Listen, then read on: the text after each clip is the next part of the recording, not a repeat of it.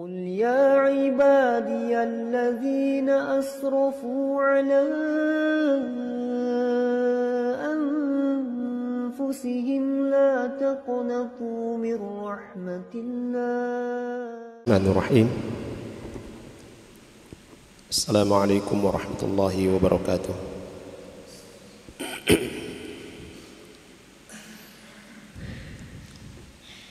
إن الحمد لله نحمده ونستعينه ونستغفره ونعوذ بالله من شرور أنفسنا ومن سيئات أعمالنا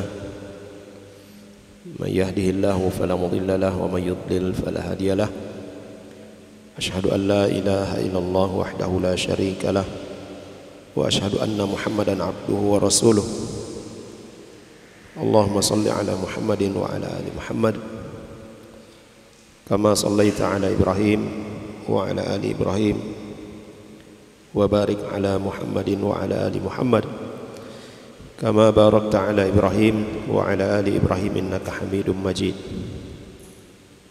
يا أيها الذين آمنوا اتقوا الله حق تقاته ولا تموتن إلا وأنتم مسلمون. يا أيها الناس اتقوا ربكم الذي خلقكم من نفس واحدة وخلق منها زوجها وبث منهما رجالا كثيرا ونساء واتقوا الله الذي تساءلون به والأرحام إن الله كان عليكم رقيبا. ثم أما بعد فإن أصدق الحديث كتاب الله وخير الهدي هدي محمد صلى الله عليه وسلم وشر الأمور محدثاتها وكل محدثة بدعة وكل بدعة ضلالة وكل ضلالة في النار. Ma'asyiral muslimin dan muslimat rahimani wa rahimakumullah. Alhamdulillah kita dipertemukan kembali oleh Allah Jalla wa Ala di tempat yang insyaallah diberkahi ini, dan semoga kita semua selalu dalam lindungan Allah Jalla wa Ala, diberikan kekuatan dan kesabaran dalam mempelajari dan mengamalkan sunnah-sunnah Rasulullah sallallahu alaihi wasallam. Pembahasan kita dalam kajian Syarah Riyadhus Shalihin ini masih di bab al-muraqabah, di hadis Jibril, sudah masuk pada al-iman bil yaumi al-akhir.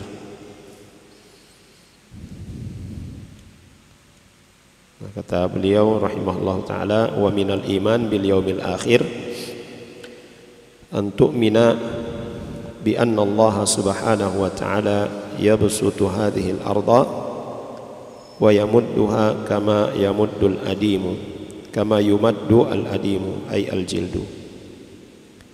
Termasuk iman kepada hari akhir adalah mengimani bahwa Allah subhanahu wa ta'ala membentangkan bumi ini sebagaimana dia Allah subhanahu wa ta'ala sebagaimana tikar yang dibentangkan atau kulit yang dilebarkan lalu kemudian disamak. Li'anna ardana al-yawm quratun mustadiratun munba'ijatun ba'dha syai'i minal janubi wasyimal lakinnaha mustadiratun. Ya, karena kata beliau, bumi ini yang sekarang kita tempati ini dia melingkar, bundar, mempertemukan antara selatan dan utara. Bumi ini bulat, dan sempat terjadi keributan, bumi bulat atau datar. Bahkan sampai ada yang mengatakan bumi itu datar berarti dia bukan ahlus sunnah. Masya Allah. Perbincangan yang sangat dahsyat sampai mempengaruhi manhaj. Padahal para ulama Ahlus sunnah ya telah menyatakan ya sesuai dengan firman Allah Subhanahu wa taala. Ya, ketika Allah Subhanahu wa taala ya, menyebutkan bumi ini dihamparkan untuk kita, kata Syekh Asy-Syanqiti rahimahullahu taala, itu tidak menafikan bentuk ya, bentuk asal bumi itu adalah bulat. Nah, perhatikan istinbatnya Syekh Al-Utsaimin rahimahullahu taala dalam ayat ini, kama yufiduhu qauluhu ta'ala idza as-samaa'u inshaqqat wa adzinat li rabbiha wa huqqat wa idzal ardu muddat. Ini beliau rahimahullah ta'ala mengatakan bahwa bumi yang kita tempati saat ini itu bundar, bulat ya. Sebagaimana yang ditunjukkan dalam ayat ini ketika as-sama, langit itu ya, terbelah dan langit itu tunduk patuh kepada Allah Subhanahu wa taala, pada perintah Allah Subhanahu wa taala. Dan seharusnya dia memang patuh kepada Allah Subhanahu wa taala. Wa idzal ardu muddat, dan ketika bumi itu diratakan, dihamparkan. Nah, ini kata beliau rahimahullahu taala, annaha la tumaddu illa idzan syaqqatis sama. Bumi itu tidak akan diratakan, tidak akan dihamparkan kecuali ketika langit sudah terbelah. Kapan langit terbelah itu? Ketika hari kiamat. Ya. Jadi istinbat beliau bahwa ya, bumi yang kita tempati saat ini bentuknya bulat, ya, bukan datar. Ya, kalau datar maka utara dan selatan itu tidak akan ketemu. Nah, baik. Dan bumi itu akan dihamparkan, akan diratakan ya ketika tiba hari kiamat. Fatubsatu al-ardu kama yubsatul jildu al-madbu. Ya. Maka bumi ini pun akan dibuat rata. Ya, dibuat terbentang ya. Sebagaimana kalau kita ya membuat kulit itu terhampar lalu akan dibersihkan dari sisa-sisa lemaknya. Ya. Kulit sapi misalnya, sapi bentuknya gimana? Ya, kalau lihat dari perutnya bundar ya. Kalau sudah disembelih, ya maka dibukalah ya, kulitnya itu. Lalu kemudian dibersihkan dari lemak-lemak.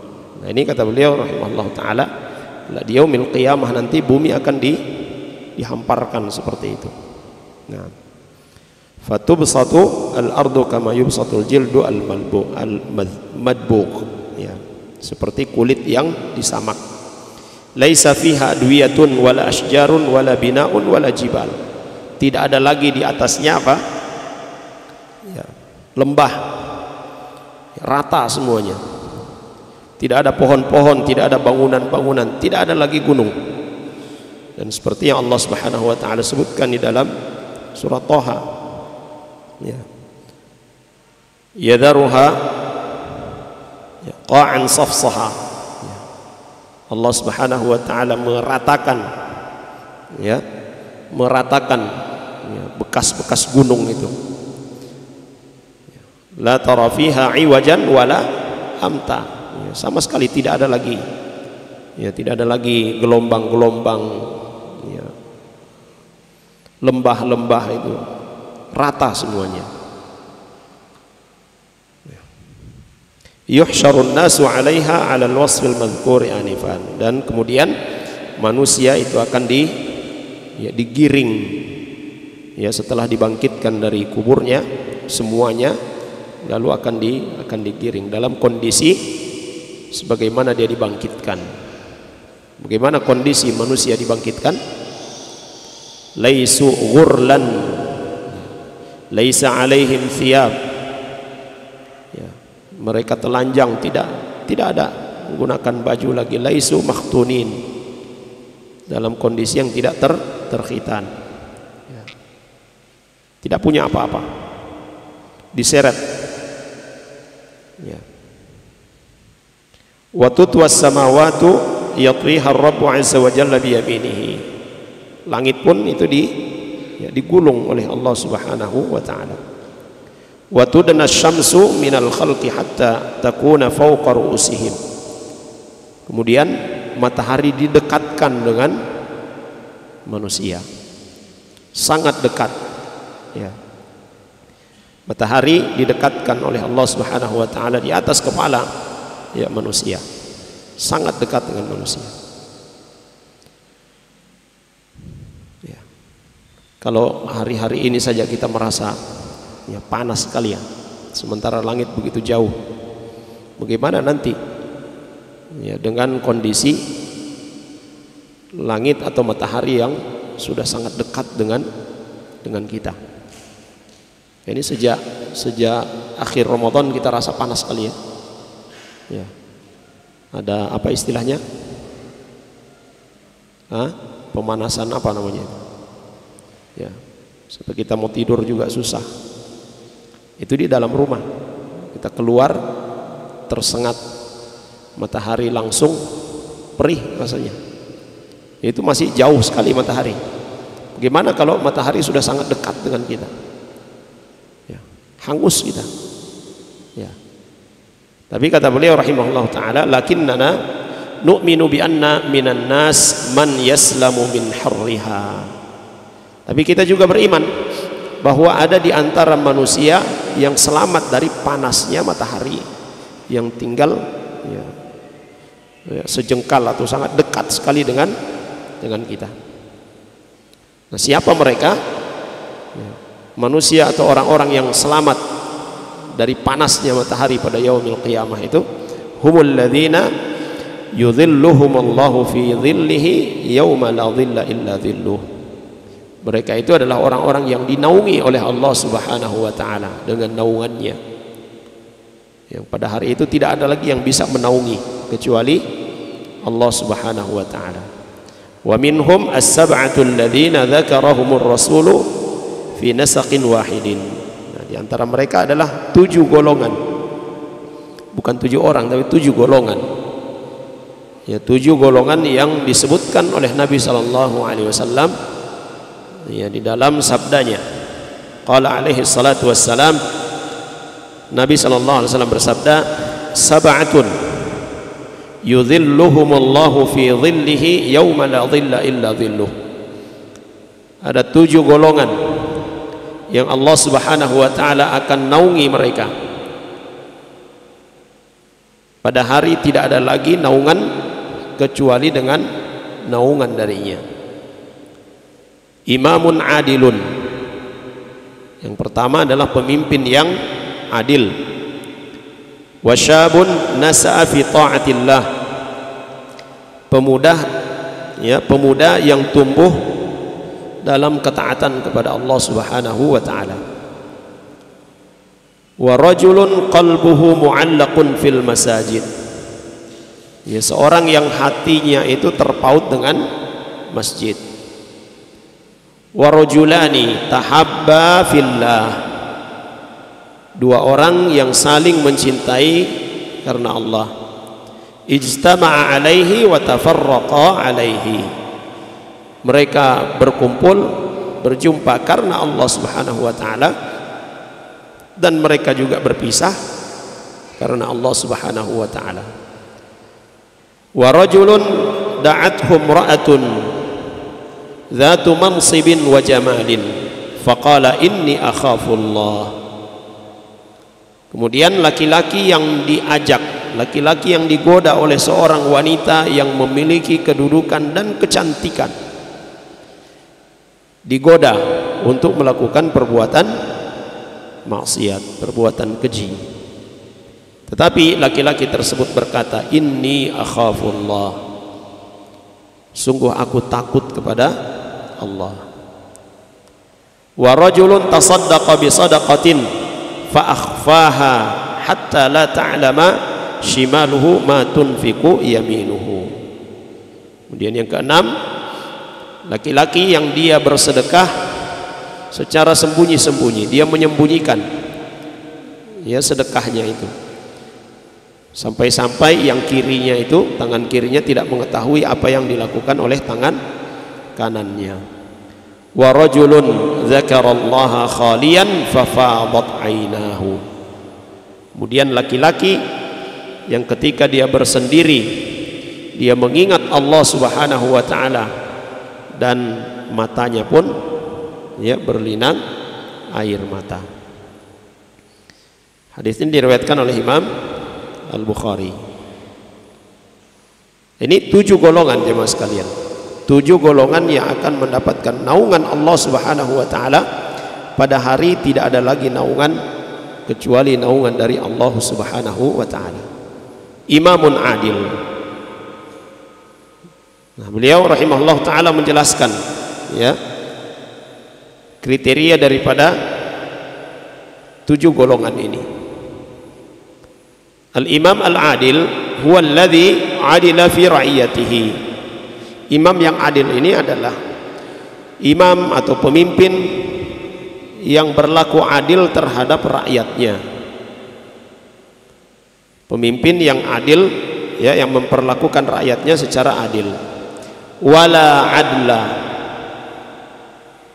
aqwama wala aujaba min an yuhakkima fihim syariat Allah.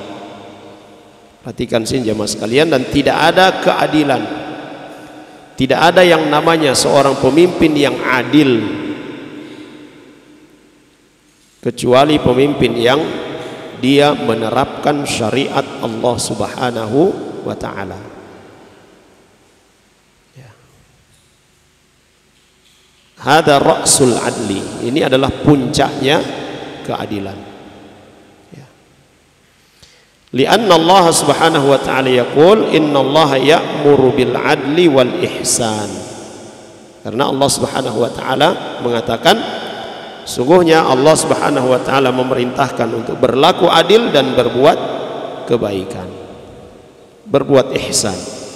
Faman hakama sya'bahu bighairi syari'atillahi fa innahu ma'adila. Maka siapa yang menjadi pemimpin dan dia tidak berhukum dengan hukum Allah Subhanahu wa taala, tidak berhukum dengan syariat Allah Subhanahu wa taala, maka dia tidak dikatakan pemimpin yang adil. Bahkan tegas sekali beliau katakan bal huwa kafirun wal iyad billah.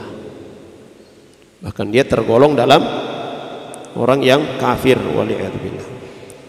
Lianna Allah taala qala man lam yahkum bima anzalallah faulaika humul kafirun. Masuk dalam keumuman ayat ini. Siapa yang berhukum, siapa yang tidak berhukum dengan apa yang diturunkan oleh Allah Subhanahu wa taala, maka dia termasuk dalam golongan orang-orang kafir. Fa idza wada'a hadzal hakimu qawanina tukhalifu syari'ata wa huwa ya'lamu annaha tukhalifu syari'ah walakinnahu adala anha wa qala ana la a'dilu 'anil qanun fa innahu kafirun walau shalla walau tasaddaqa walau shama walau hajja walau dzakara Allah ta'ala walau syahida li Rasulillah sallallahu alaihi wasallam bir risalah fa innahu kafirun mukhalladun fi nari jahannam yaumal qiyamah. Ini ya, seorang pemimpin yang dia tahu bahwa seorang muslim itu wajib berhukum dengan syariat Allah Subhanahu wa taala, dia mampu untuk menjalankannya, tetapi dia berpaling dari hukum Allah Subhanahu wa taala, dia meninggalkan syariat Allah Subhanahu wa taala, dia memilih hukum yang lainnya, dia mampu, dia sudah tahu dan dia mampu untuk menerapkannya, tetapi dia lebih memilih hukum yang lain. Saya berpaling dari syariat Allah Subhanahu wa taala, memilih hukum yang lainnya. Apalagi kalau dia menganggap bahwa hukum Allah Subhanahu wa taala, syariat Allah Subhanahu wa taala itu sudah tidak relevan lagi dengan zaman kita sekarang, tidak cocok dengan zaman kita sekarang. Yang lebih cocok adalah apa yang kita buat sesuai dengan kondisi zaman kita, maka ini masuk dalam kekufuran. Sekalipun dia sholat, dia puasa, sekalipun dia bersaksi bahwa Muhammad sallallahu alaihi wasallam adalah Rasul Allah. Tapi dia berpaling. Ini syaratnya, dia benar-benar dia tahu itu dan dia sengaja berpaling. Dia punya kekuasaan, dia mampu untuk berhukum dengan hukum Allah, tapi dia tidak melakukannya. Fa innahu kafirun. Sini beliau katakan mukhalladun fi nari jahannam yaumal qiyamah. Dia kekal di dalam neraka waliyadzubillah. Ya. Jemaah sekalian yang dirahmati oleh Allah Subhanahu wa taala. Ya. Sebagai muslim, ya tentunya yang mengimani apa yang diturunkan oleh Allah Subhanahu wa taala, menginginkan, berharap ya, supaya syariat Allah Subhanahu wa taala ditegakkan, karena tidak ada hukum yang paling adil kecuali hukum yang ditetapkan oleh Allah Subhanahu wa taala. Nah, Allah adalah pencipta kita. Dia yang mengetahui apa yang maslahat bagi kita dan apa yang berbahaya bagi kita. Dia mengetahui apa yang akan terjadi ila yaumil qiyamah, sampai hari kiamat. Di sinilah letak kekufuran orang-orang yang menganggap bahwa hukum buatan manusia itu lebih baik daripada hukum Allah. Apakah dia menyatakan bahwa dirinya itu lebih faham dari Allah Subhanahu wa taala? Ya. Dan Nabi sallallahu alaihi wasallam dia telah mengatakan, ia mensifatkan ahlul kitab, di mana pengikut-pengikut para pendeta-pendeta itu menyembah para pendeta. Lalu seorang sahabat yang dulunya kafir, ya Nasrani, dia mengatakan, kami tidak menyembah ya para pendeta kami ketika itu ya Rasulullah. Lalu Nabi SAW mengatakan, bukankah ketika dia menghalalkan sesuatu kemudian kalian menghalalkannya? Naam. Dia mengharamkan sesuatu kalian mengharamkannya? Naam. Fatilka hiya ibadatuhum. Itulah bentuk peribadatan kepada mereka. Karena hakikat daripada peribadatan itu adalah at-ta'ah, ketaatan pada Allah Subhanahu wa taala. Ya. Ini ilmunya jemaah sekalian. Ya. Apakah kemudian kita bertindak semau kita karena kita menginginkan syariat ini ditegakkan, lalu kemudian kita bertindak semau kita? Ada aturannya. Ya. Ada aturannya. Kalau kita belum mampu untuk menerapkannya, ya maka kita menerapkan apa yang mampu untuk kita terapkan. Kita ini bukan penguasa, kita yang dikuasai, kita bukan pemimpin, kita yang dipimpin. Maka kewajiban kita adalah menaati apa yang diperintahkan oleh Allah Subhanahu wa taala. Atii'ullah wa atii'ur rasul wa ulil amri minkum. Wajib bagi kita untuk taat kepada Allah Subhanahu wa taala. Wajib bagi kita taat kepada Rasul sallallahu alaihi wasallam, dan wajib bagi kita taat kepada pemimpin dalam perkara-perkara yang ma'ruf, dalam perkara yang tidak bermaksiat kepada Allah Subhanahu wa taala. Ya, bukan karena ini pemimpin kita tidak berhukum dengan syariat Allah berarti boleh bagi kita untuk melawan mereka. La, tidak boleh. Haram hukumnya.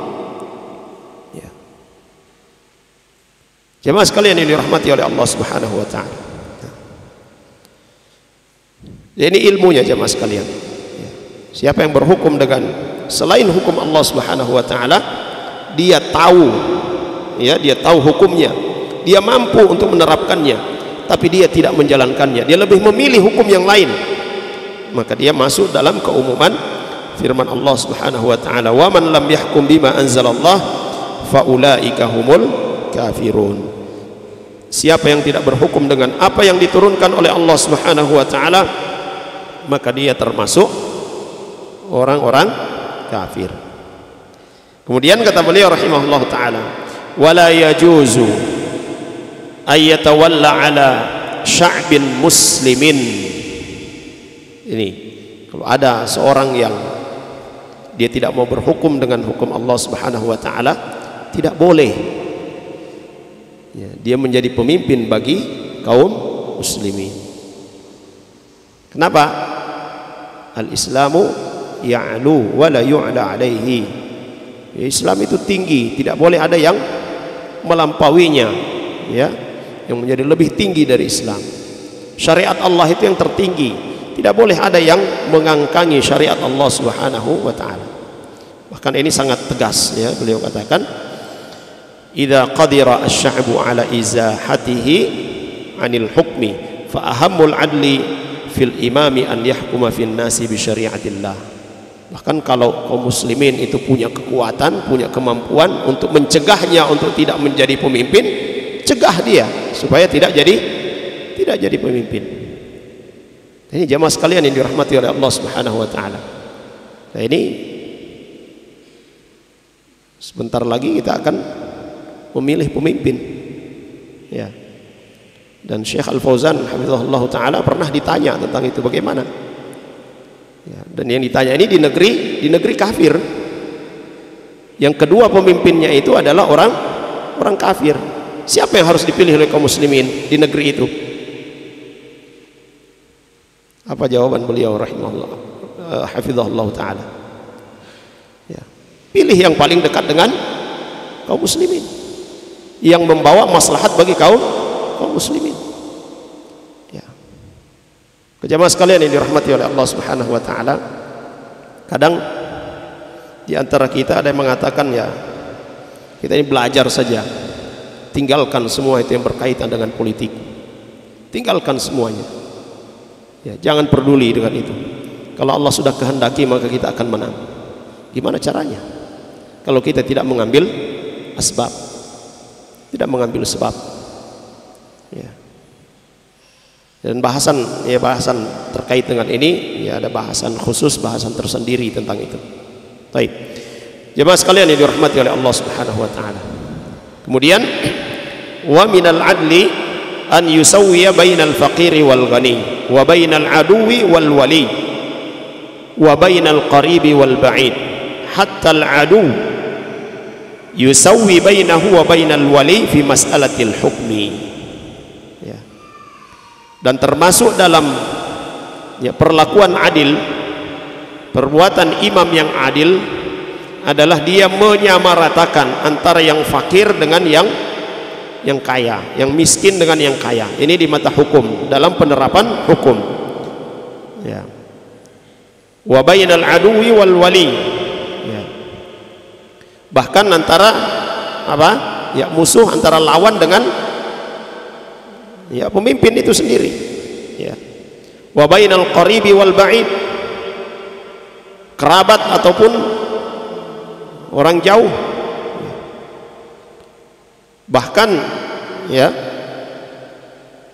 musuh, orang-orang di luar Islam, orang-orang di luar Islam ketika berseteru dengan kaum muslimin dalam satu permasalahan hukum, rakyat dengan pemimpin berseteru dalam satu permasalahan hukum, itu harus didudukkan sama, tidak boleh dibedakan. Itu dalam permasalahan hukum. Hatta innal ulama rahimahumullahu qalu, bahkan para ulama rahimahumullah mereka berkata, lau dakhala 'alal qadhi rajulani ahaduhuma kafirun wathani muslim haruma 'alaihi an yumayyizal muslima bi syai'in. Kalau seandainya ada seorang kafir dengan seorang muslim yang mereka berseteru dalam satu permasalahan, diangkat masalahnya itu ke mahkamah, ke qadhi, ke hakim, maka haram bagi seorang hakim, haram hukumnya bagi seorang hakim yang muslim untuk memperlakukan si muslim ini spesial, dibedakan dengan si kafir, padahal mereka berdua ini adalah orang yang berseteru. Tidak boleh dibedakan sekalipun dia muslim. Fayudkhilani jami'an wa yajlisani jami'an.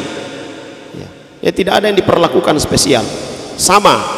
Kalau istilah yang sering kita dengar di negeri kita, semua sama di mata hukumnya. Rakyat jelata, orang punya kedudukan, orang kaya, orang miskin, sama kedudukannya di mata hukum. Wa yatahaddatsul qadi ilaihima jami'an. Demikian juga sang qadi, sang hakim ini berbicara kepada mereka berdua. Fala yatahaddatsu li wahidin dunal akhar. Tidak boleh dia hanya berbicara dengan si muslim saja, lalu kemudian yang kafir itu dia tinggalkan. Tidak. Wala yabushu fi wajhil muslim wa yukashiru fi wajhil kafir. Tidak boleh dia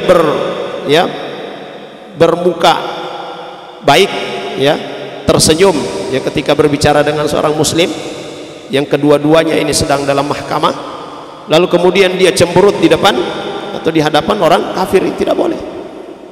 Ini bagian dari al-adl, ya, keadilan. Nah, wa huma fi maqamil hukm, ini dengan syarat ya mereka berdua ini dalam kondisi ya berseteru di depan hukum.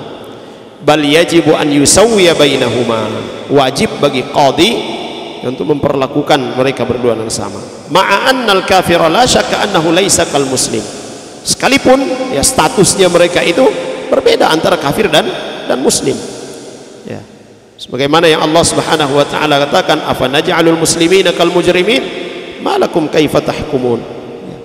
Ya, di sini tidak sama antara seorang muslim dan orang kafir, ya. Tidak boleh, ya, kita menyamakan seorang kafir dan muslim. Tetapi kalau dalam perseteruan hukum statusnya sama, dan itu telah dilakukan di masa para sahabat radhiyallahu anhu, ya, ketika seorang Yahudi yang mengambil baju besinya khalifah, lalu ya dibawa ke mahkamah. Khalifah tidak punya saksi, saksinya itu adalah anaknya, sedangkan anak tidak boleh menjadi saksi bagi orang tuanya, ya. Ini dalam hukum Islam tidak ada saksi. Siapa yang dimenangkan? Si Yahudi. Si muslim tidak punya saksi. Dengan penerapan hukum yang adil seperti itu, maka bersyahadatlah Yahudi ini. Ini jemaah sekalian yang dirahmati oleh Allah Subhanahu wa taala. Ini diantara bentuk keadilan, ya, dalam hukum.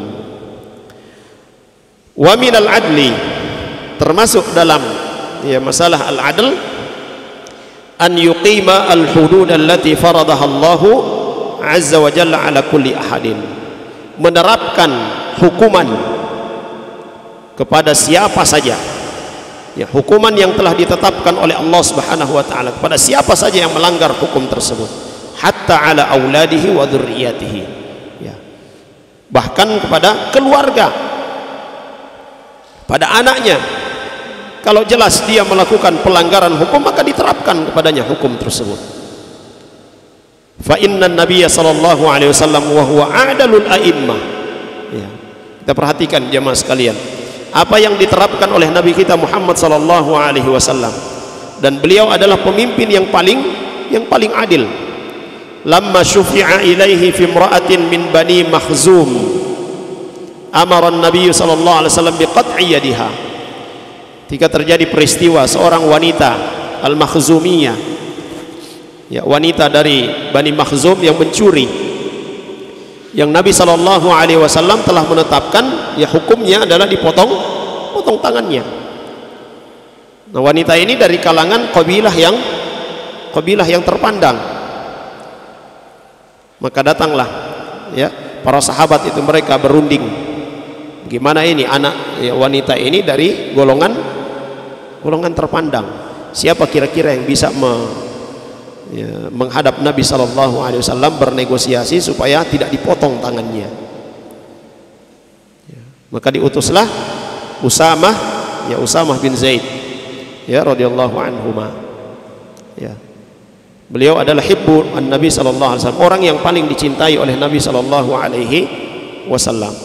Diutuslah Usamah untuk bernegosiasi, meminta syafaat supaya tidak dipotong tangan si wanita ini.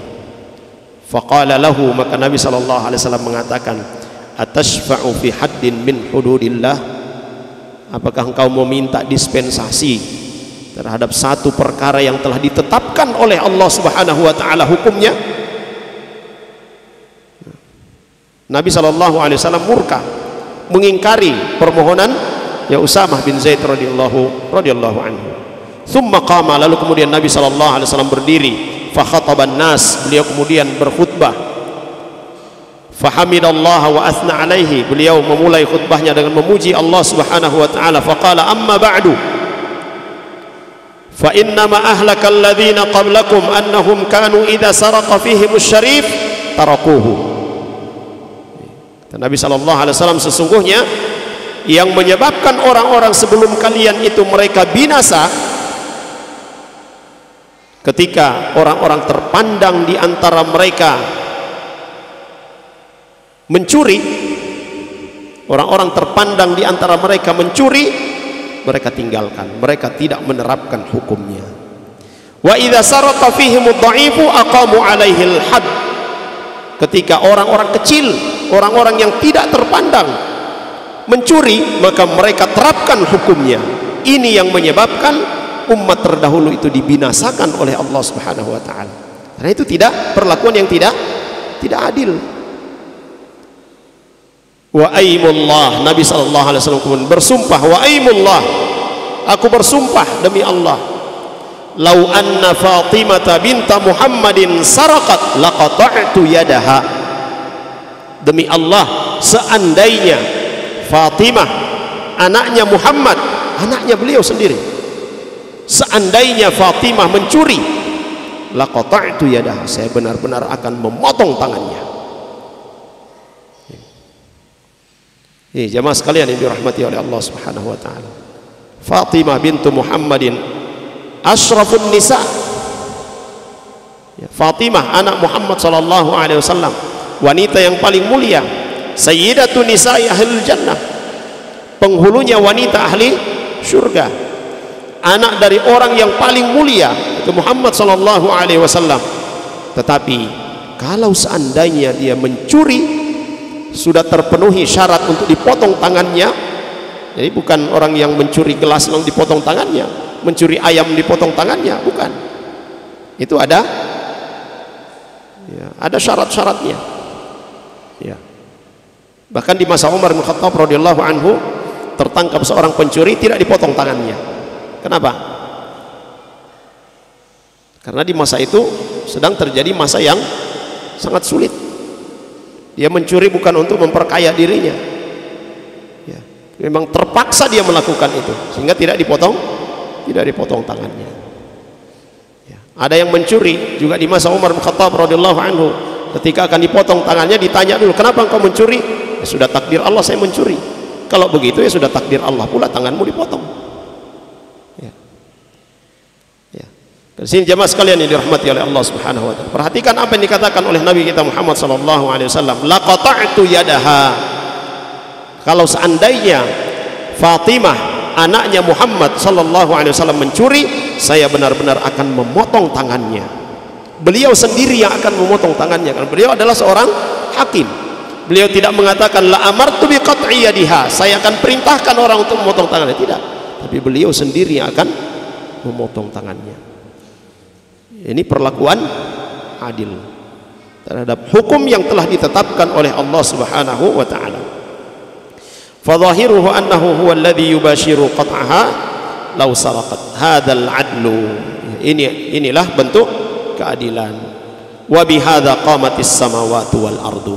Dengan keadilan itulah ya Allah Subhanahu wa taala menegakkan ya dunia ini. Bahkan ada perkataan dari kalangan para ulama yang disebutkan oleh Syekhul Islam Ibnu Taimiyah rahimahullah taala, ya, Allah Subhanahu wa taala akan melanggengkan satu negeri.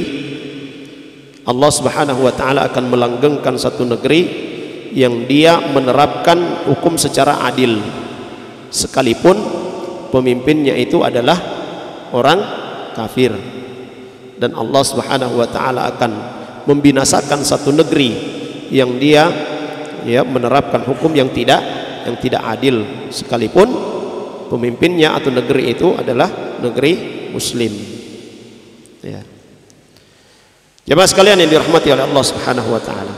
Kemudian wa min adlil imam, di antara bentuk adilnya seorang imam, an yuwalliyal manasiba man huwa ahlun laha fi dinihi wa fi quwwatihi fayakunu aminan wa qawiyan ahlan lil amri alladhi wulliya alaihi. Termasuk bentuk keadilan seorang pemimpin adalah dia memberikan jabatan kepada seseorang dalam satu satu instansi atau satu kedudukan, orang yang memang pantas untuk mengemban tugas tersebut. Dia orang yang mampu untuk menjalankannya dan dia orang yang bisa dipercaya, orang yang amanah. Ya. Maka dalam masalah kepemimpinan, ya, memimpin apapun yang dia pimpin, syaratnya itu ada dua, al-quwwatu wal amanah. Dia memiliki kekuatan, memiliki kemampuan untuk memimpin. Ya, dan yang kedua adalah al-amanah. Ya. Ya, sebagaimana yang Allah Subhanahu wa taala sebutkan di dalam surah Al-Qasas, inna khaira man istajartal qawiyyul amin. Ya. Ini perkataan putrinya Nabi Ayyub alaihissalam, ya, yang diabadikan oleh Allah Subhanahu wa taala, ya, tentang Nabi Musa alaihissalam. Ya, orang yang terbaik itu, diantara orang yang baik itu adalah yang mempekerjakan orang yang kuat dan amanah. Ya. Qala ifritu minal jin li Sulaiman ana atika bihi. Ifrit, ya, dia berkata kepada, ya, Sulaiman alaihissalam, ana atika bihi. Ini berkaitan dengan arsy, ya, Bilqis. Saya akan membawakan, ya, kepadamu apa? Singgasananya, ya, Bilqis. Qabla an taquma min maqamik, sebelum engkau berdiri dari tempat dudukmu. Fa inni alaihi laqawiyyun amin. Karena aku adalah orang yang mampu dan bisa dipercaya. Aku mampu untuk melakukannya dan bisa dipercaya. Nah, ini dua syaratnya, mampu, punya kekuatan, dan bisa dipercaya. Faminal adli alla yuwalliya ahadan mansiban illa wa huwa ahlun lahu fi quwwatihi wa fi amanatihi. Maka termasuk bentuk keadilan, ya, adilnya seorang pemimpin itu adalah dia tidak menempatkan seseorang pada satu tanggung jawab, pada satu posisi yang dia menjadi kepala, menjadi pemimpin di satu tempat tersebut, kecuali dia adalah orang yang pantas, yang dia memiliki kekuatan dan dia orang yang amanah. Fa in walla man laisa ahlan wa yujadu man huwa khairun minhu falaysa bi'adilin. Kalau dia menunjuk seseorang untuk memimpin suatu tempat atau satu instansi, padahal dia tidak pantas untuk itu, masih ada orang yang lebih pantas untuk dia, maka itu termasuk tidak adil. Nah, jemaah sekalian yang dirahmati oleh Allah Subhanahu wa taala, fan Nabi sallallahu alaihi wasallam ja'ala al-imama al-adila min as-sab'ati alladhina yudhilluhumullahu fi dhillihi yauma la dhilla illa dhilluh. Nabi menjadikan pemimpin yang adil itu salah satu golongan yang mendapatkan naungan Allah Subhanahu wa taala pada hari di mana tidak ada lagi naungan kecuali naungan dari Allah Subhanahu wa taala. Kenapa, ya, pemimpin yang adil ini disebutkan oleh Nabi sallallahu alaihi wasallam? Li'annal adla fir ra'iyah sa'bun jiddan.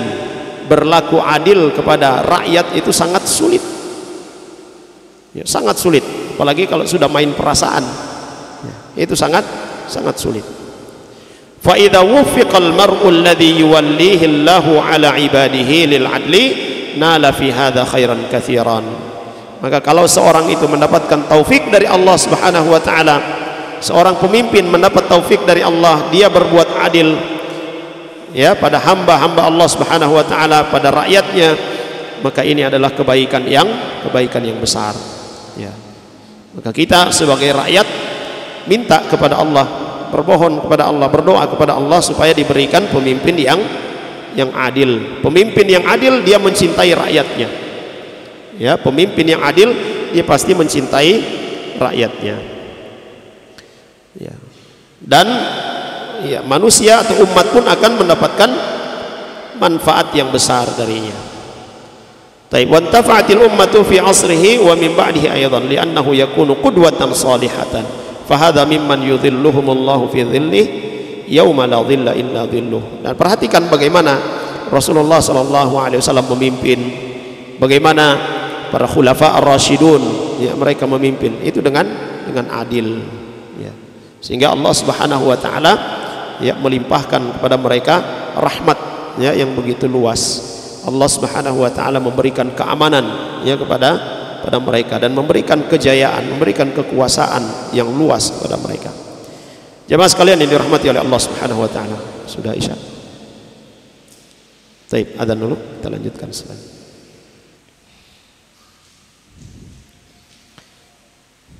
Bismillah, alhamdulillah, wassalatu wassalamu ala rasulillah wa ala alihi wa sahbihi wa mawalah.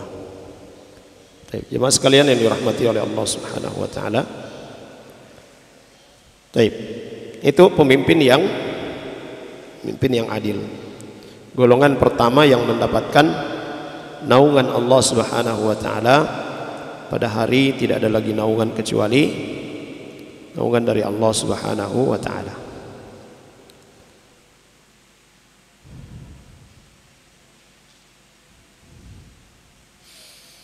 Baik, kemudian yang kedua, syabun nasha'a fi ta'atillah. Syabun nasha'a fi ta'atillah. Pemuda yang tumbuh dalam ketaatan kepada Allah Subhanahu wa taala. Asy-syabu ma bainal 15 sanatan ila 30. Ya, menurut beliau rahimahullah taala, pemuda itu yang usianya dari 15 tahun sampai 30 tahun. Ya, dalam pandangan ulama yang lain itu sampai 50 tahun itu masih terkategori sebagai syab. Ya. Yang umumnya dari 15 sampai 30 itu yaitu puncak-puncaknya apa? Jiwa-jiwa muda itu. Ya. Nah, kenapa ya ini masuk dalam kategori atau dalam golongan yang mendapatkan naungan Allah Subhanahu wa taala pada hari tidak ada lagi naungan kecuali naungan dari Allah Subhanahu wa taala, yaitu syab, pemuda yang tumbuh dalam ketaatan kepada Allah. Ya, kata beliau, la syakka an yakuna lisyabi ittijahatun wa afkarun wa la yastaqirru ala syai'. Nah, tidak diragukan bahwa ya, masa muda itu, ya pemuda itu dia memiliki ya kecenderungan, banyak kecenderungan. Ya, pemikiran. Ya. Dia punya ya obsesi yang banyak. Punya keinginan. Dia tidak menetap pada satu kondisi. Ya, labil ya, bisa kita katakan labil. Ya. Kadang mau ini, kadang sudah berubah. Ya. Mau yang begini, tiba-tiba berubah yang begitu. Ya. Itu karakter ya umumnya pemuda. Ya. Punya jiwa muda yang ya jiwa apa namanya ya, pengen ada tantangan gitu ya. Ya, anak muda. Dan masa muda ini, asyabab ini, itu menjadi sasaran semua golongan. Ya, golongan kanan atau golongan kiri semua menyasar pemuda. Kenapa? Yang jadi sasaran itu adalah pemuda. Ya, karena mereka yang nanti akan melanjutkan apa yang dilakukan oleh orang-orang yang sudah sepuh saat ini. Nah, kalau seorang pemuda itu berada dalam ketaatan kepada Allah Subhanahu wa taala, dia tumbuh dalam ketaatan kepada Allah Subhanahu wa taala, maka biidznillah dia akan dijaga terus oleh Allah Subhanahu wa taala dalam ketaatan itu sampai dia menua.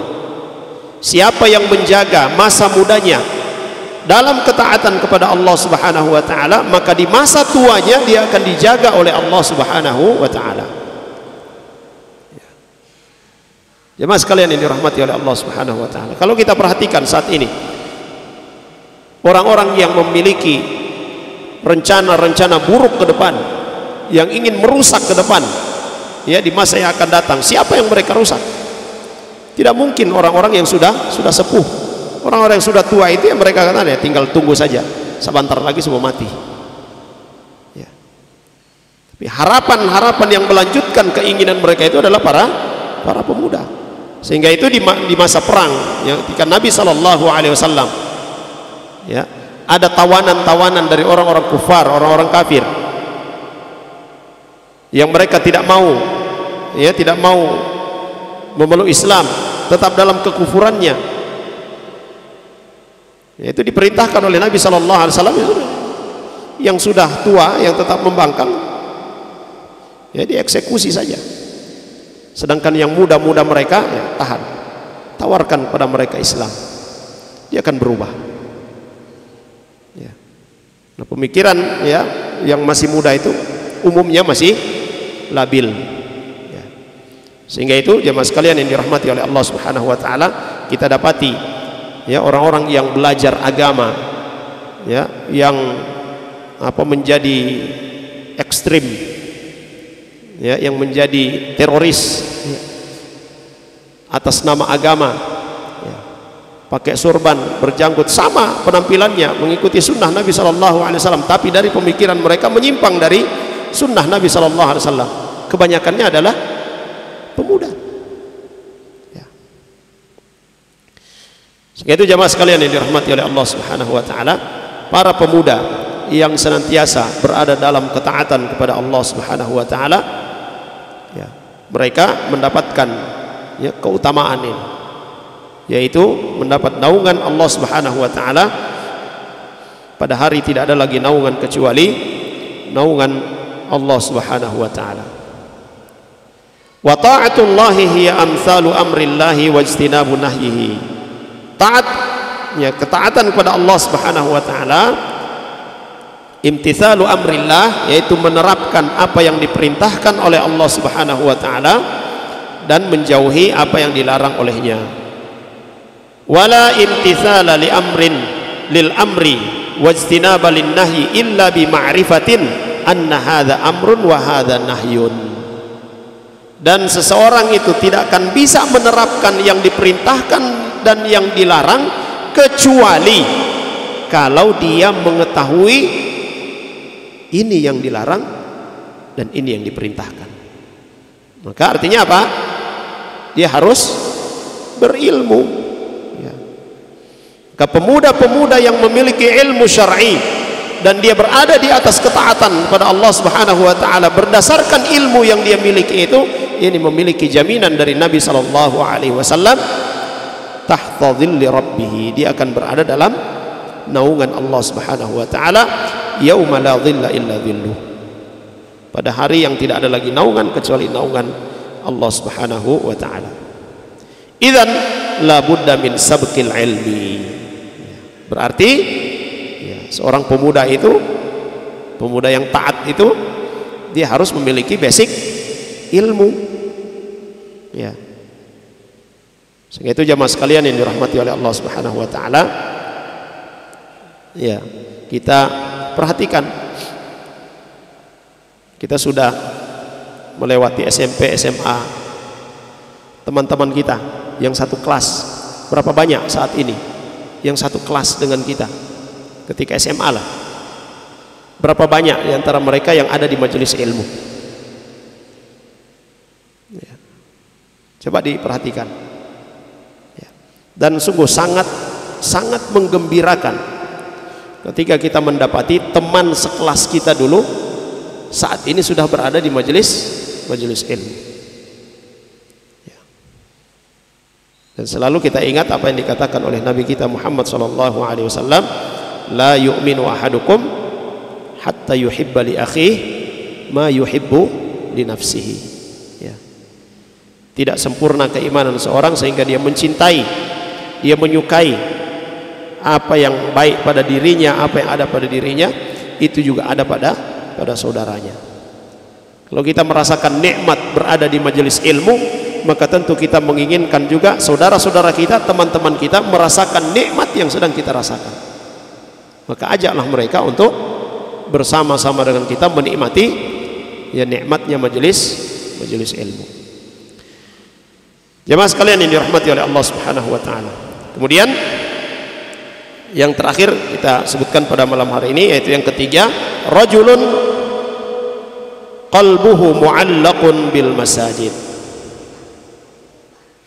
Rajulun qalbuhu mu'allaqun bil masajid. Seorang yang hatinya bergantung dengan masjid, cinta dengan masjid. Ya. Ini umum. Ya, pemuda itu yang paling utama, orang tua ya juga sudah seharusnya. Ya. Pemuda-pemuda mencintai masjid itu adalah hal yang paling utama. Orang tua yang mencintai masjid itu sudah seharusnya.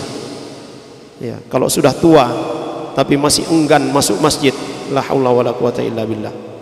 Ya, tinggal mau tunggu dibawa ke masjid.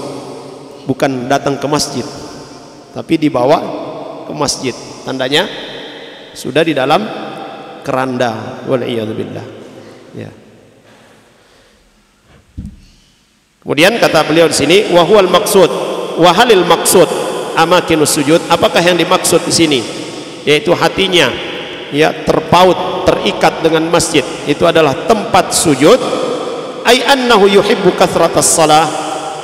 Ya, awil maksud al masajid al makhsusah. Apakah yang dimaksud di sini adalah tempat sujud? Yaitu ya orang ini dia senang dengan ibadah salat, memperbanyak salat, atau yang dimaksud dengan masajid di sini adalah tempat khusus, yaitu masjid yang kita kenal. Yahtamilu hadza wa hadza. Nah, kata beliau rahimahullah taala, ya makna daripada rajulun qalbuhu mu'allaqun bil masajid, ya ini ya mencakup dua makna ini, yaitu tempat sujud, yaitu dia ya banyak melakukan atau mengerjakan salat, dan juga bisa bermakna dia senang dengan tempat ya kita salat, itu masjid. Hadza rajulun daiman qalbuhu mu'allaqun bil masajid wa huwa mashghulun fi amakinis shalah wa fis shalah idzan taha min salatin intadhara al-ukhra wa hakadha. Karena dua makna tadi itu ya saling berkait. Orang yang senang dengan ya banyak salat, ya tentu dia senang ke masjid. Ya. Selesai dia melakukan salat di masjid, dia akan menanti juga datangnya waktu salat berikutnya. Ya. Jadi walaupun dia berada di luar masjid, tetapi yang dia ingat adalah salat. Salat di mana? Di masjid. Nah, rajulun mu'allaqun qalbuhu atau rajulun qalbuhu mu'allaqun bil masajid. Wa huna farqun baina qaulil insan Allahumma arihni bis salah wa Allahumma arihni minas salah. Ya. Ini ya kata beliau ada perbedaan antara ucapan kita, ya Allah ya arihni bis salah, ya jadikan aku beristirahat ya dengan salat, dengan ucapan Allahumma arihni minas salah, ya Allah istirahatkan saya dari salat. Ya, jelas berbeda. Arihni bis salah hadza khair, kita minta supaya beristirahat dengan salat, artinya ketika kita salat kita merasa nyaman, ya seperti yang dikatakan oleh Nabi SAW kepada Bilal, ya Bilal arihna bis salah, jadikan hati kami ini merasa nyaman, merasa tentram dengan salat. Jadi ij'al as-salata rahatan liqalbi, ya, jadikan salat itu sebagai apa? Penenang ya hati. Wa arihni minas salah ay fukkani anha, ya. Jadi, jauhkan aku dari salat, ya. Bebaskan saya dari salat. Artinya dia tidak mau salat. Fahadha ar-rajul qalbuhu mu'allaqun bil masajid daiman wa huwa mashghulun bi amakinis salah wa bis salah idzan taha min salatin intadhara al-ukhra wa hakadha. Ya. Jadi laki-laki yang hatinya itu terpaut dengan masjid, dia senantiasa ingat salat. Kemana-mana dia tidak pernah lupa dengan waktu salat, dan salatnya itu selalu dia usahakan dikerjakan di masjid. Kalau seorang itu sudah masuk masjid, itu hatinya akan tergerak salat. Ya. Dan termasuk yang dipesankan oleh Nabi SAW kepada para sahabatnya, khususnya kepada salah seorang sahabat yang meminta supaya bisa membersamai Nabi SAW di surga adalah a'inni bikathratis sujud, bantu aku, ya kata Nabi SAW, kalau engkau mau membersamaiku di surga maka bantulah, ya dengan apa? Dengan banyak melakukan sujud, ya banyak mendirikan salat sunnah, Jadi salat sunnah itu ada sunnah yang laha asbab, yang punya sebab, seperti salat sunnah tahiyatul masjid. Ya, karena kita masuk masjid maka salat 2 rakaat. Dan itu hak masjid. Ya.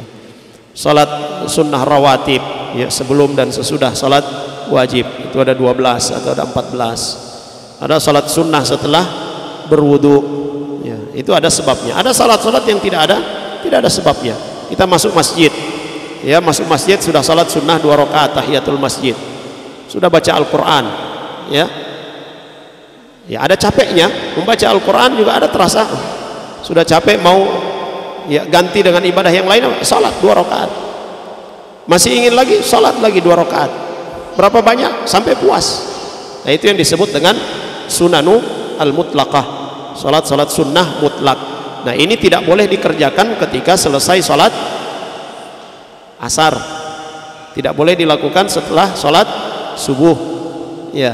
Kemudian tidak boleh dilakukan ketika matahari pas berada di atas kepala. Ini salat sunnah mutlak. Nah, selain 3 waktu tersebut, perbanyak melakukan ya salat tersebut. Jemaah sekalian yang dirahmati oleh Allah Subhanahu wa taala. Baik, ini yang bisa kita pelajari pada malam hari ini. Mudah-mudahan bermanfaat bagi kita semua. Sallallahu ala nabiyina Muhammad wa ala alihi wa sahbihi wasallam. Baik. Mengenai azab kubur, ketika manusia sedang diazab maka semua makhluk dapat mendengar azab tersebut kecuali manusia. Namun disebutkan di dalam hadis bahwa Nabi ketika melewati kuburan bersama dengan para sahabat, beliau mendengar 2 orang yang di dalam kubur itu sedang diazab karena ya 2 dosa. Yang satu dia tidak bersuci dari buang air, dan yang satu karena namimah. Pertanyaannya, apakah Nabi kita Muhammad SAW dikecualikan dalam hal pendengaran terhadap azab kubur? Iya, Nabi SAW mengetahui itu karena apa? Wahyu dari Allah Subhanahu wa taala. Allah Subhanahu wa taala yang memberitahukan kepada Nabi SAW perihal 2 orang yang sedang diazab dalam kubur itu. Bukan karena dosa, ya, bukan karena dosa besar. Ya. Para ulama menyebutkan di sini, ya, bukan karena dosa itu dianggap dosa besar, tapi dosa itu dianggap dosa kecil oleh mereka. Ya.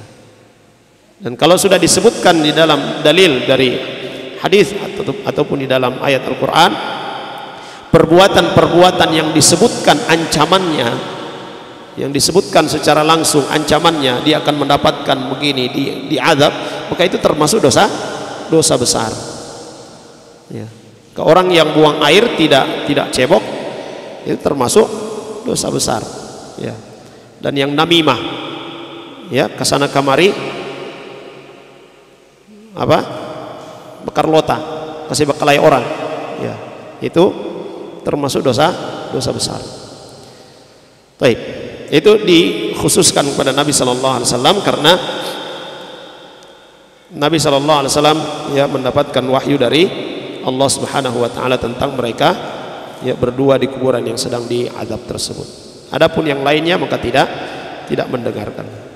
Baik, demikian sallallahu ala nabiyina Muhammad wa ala alihi wasallam. Subhanakallahumma bihamdika asyhadu an la ilaha illa anta astaghfiruka wa atubu ilaik. Assalamualaikum warahmatullahi wabarakatuh. Ya ibadiyalladzina asrafu ala anfusihim la taqnatu min rahmatillah.